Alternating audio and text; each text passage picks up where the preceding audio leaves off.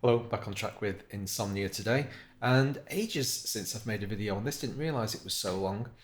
In the meantime, about 6 weeks or so, I've been fiddling around with the various keyboard lines. I did say in that first video, I was thinking I might use the arranger track. It doesn't look like it's happening because I've already got the layout of the song kind of pretty much sorted.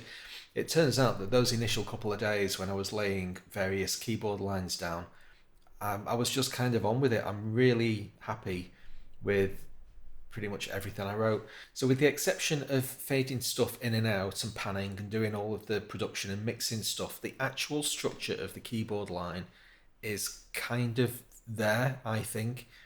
I've got it to it's about 4 minutes long, the entire thing. I'm going to play maybe the first 2.5 minutes because it's rinse and repeat after that. And everything that we've got so far is still static. So there's no way in the final mix you'd get all 6 keyboard lines just, wailing away at 100%. It's too much noise. But in terms of the structure of the song, the pink thing is the vocal guide line. I've written this guide melody, which I'm really pleased with. I can't wait to put some lyrics to it and get Pauline to sing this because I think that's going to be really nice. And just this morning, I had my first guitar jam. In episode 1, I had a couple of guitar lines, and I was intending for the guitar to actually be quite a big part in this song, and I don't think it should be. I think it's really an homage to the Jupiter 8, and I'm kind of thinking I'm going to keep it pure. But for this interlude in the middle, in between the two vocal sections, I do want to have a guitar instrumental. And this was me just jamming around for 20 minutes this morning, and this was the best lick that I came up with, and I just laid it down. So I've not really put any thought into what that's going to be. Anyway, let's get on with it, and then we'll have a bit more of a chat once we're done.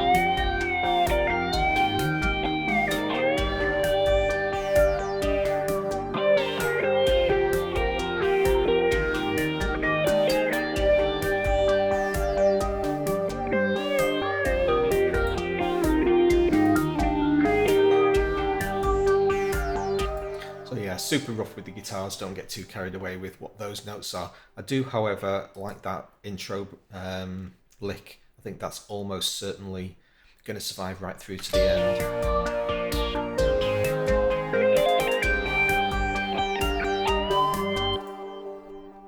That's a good start to the solo. I'm happy with that.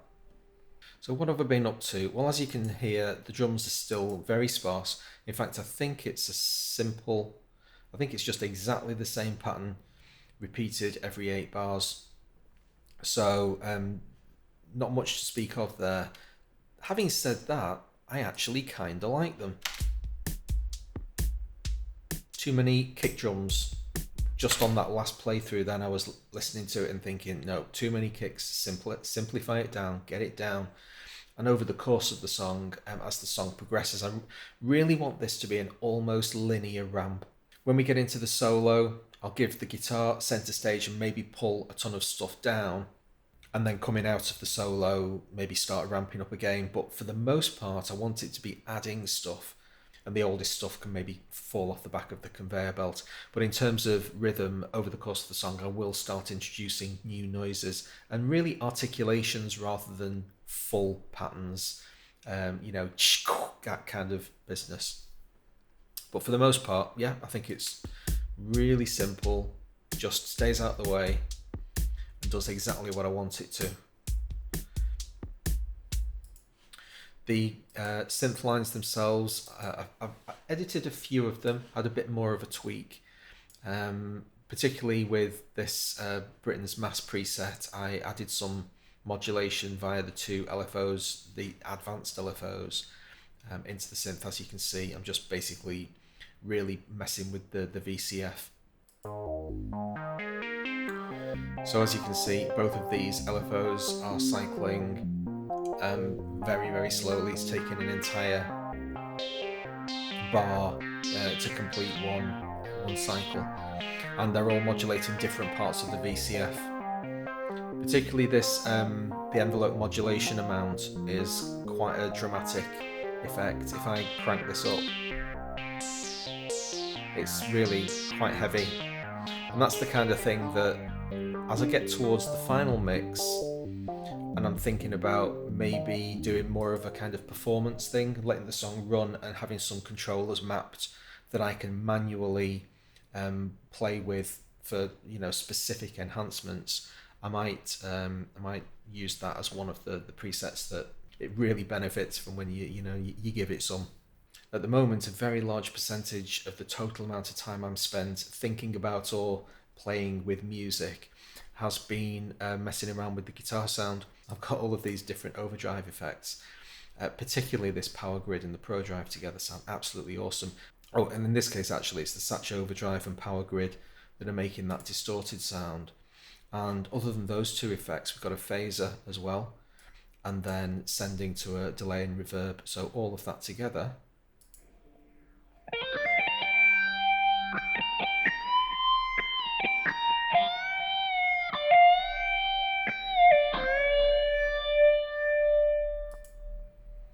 sounds pretty good. Timing's not great, but the sound's great.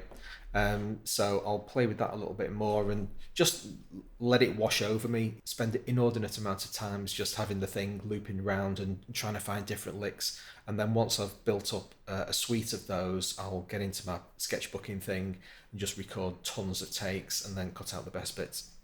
Hope you enjoyed the episode. If you did, please hit the like button. I'll see you for the next one. Thanks a lot for watching.